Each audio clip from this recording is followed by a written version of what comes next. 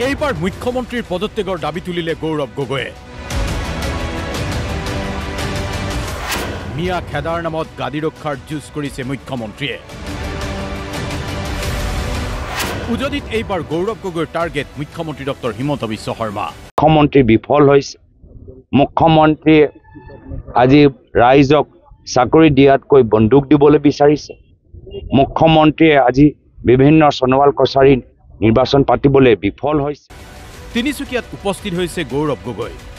এটা ঘটনাক লৈ মুখ্যমন্ত্ৰীক টাৰ্গেট কৰিছে গৌৰৱ গগৈয়ে। মুখ্যমন্ত্ৰী সন্দৰ্ভত গৌৰৱ গগৈয়ে কৈছে, নিৰাপত্তা দিয়াত ব্যৰ্থ মুখ্যমন্ত্ৰীয়ে হাতত তুলি দিছে বন্দুক।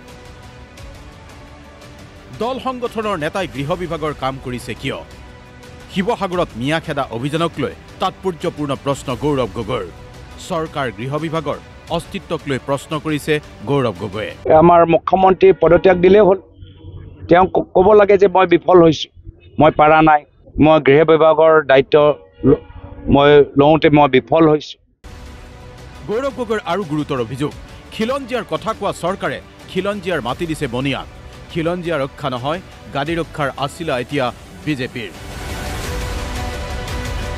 বিভিন্ন স্বায়ত্তশাসিত পৰিষদ এলেকাত ব্যৱসায়ী গোষ্ঠীক মাটি প্ৰদান কৰা বিষয়টোক লৈ সৰব হৈছে গৌৰৱ গগৈ। বাংলাদেশী নামৰ ৰাজনীতি হৈ আছে। বাংলাদেশী কিমান ধৰিলে আজি তাৰিখত আমিতো প্ৰমাণ পোৱা নাই। বড়োৰ মাটি আজি আদানীক বিক্ৰী কৰিবলৈ বিচাৰিছে। মিয়া খেদা অভিযানক লৈ গৌৰৱ গগৈৰ মুকলি মন্তব্য, কোনো ভাৰতীয় নাগৰিকক হাৰাশাস্তি কৰিব নোৱাৰিব। কংগ্ৰেছে ৭১ৰ পিছত অহা সকলো বিদেশীৰ বিৰোধী। ধৰ্ম, বৰ্ণ, ভাষাৰ ভিত্তিত বিদেশীৰ বিৰোধিতা নকৰে কংগ্ৰেছে। এয়া হিন্দুৱে হওক, মুছলিমেই হওক, বঙালী হিন্দু হওক, বঙালী মুছলিমেই হওক, আমি অসমৰ বৰ অসমৰ যে আমাৰ এটা কল্পনা, যি বৰ অসমত সকলোৱে ইয়াত এটা অংশীদাৰ হিচাপে আছে, আমি এই বৰ অসমটো আমি ৰাখিবলৈ বিচাৰোঁ।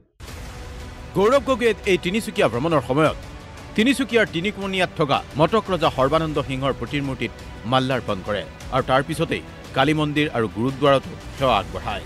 একেটা সময়তে ৰবিচন্দ্ৰ নাট্য মন্দিৰৰ এক দলীয় সভাক সম্বোধন কৰি গৌৰৱ গগৈয়ে ক'লে NRCৰ কথা। গৌৰৱ গগৈয়ে ক'লে বিদেশী সম্পৰ্কত কংগ্ৰেছ দলৰ স্থিতিৰ কথা।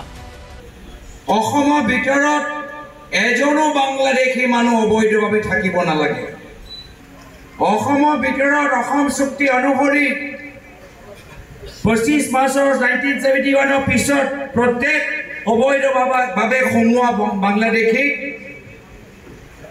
বিভিন্ন সময়ত থকা ৰাজ্য চৰকাৰ, কেন্দ্ৰ চৰকাৰ চিনাক্ত কৰি বিদায় দিব লাগে। এয়া হ'ল আমাৰ স্থিতি। সেইকাৰণে NRC আমাদেৰ আৰম্ভ হ'ল। এনেকৈয়ে এতিয়া তিনিচুকীয়াৰ প্ৰায় উজনি অসমত কংগ্ৰেছৰ তৎপৰতা আৰম্ভ কৰিছে প্ৰদেশ কংগ্ৰেছৰ সভাপতি গৌৰৱ গগৈয়ে। তিনিচুকীয়াৰ পৰা বিকাশ বৰুৱাৰ ৰিপৰ্ট, DY 365।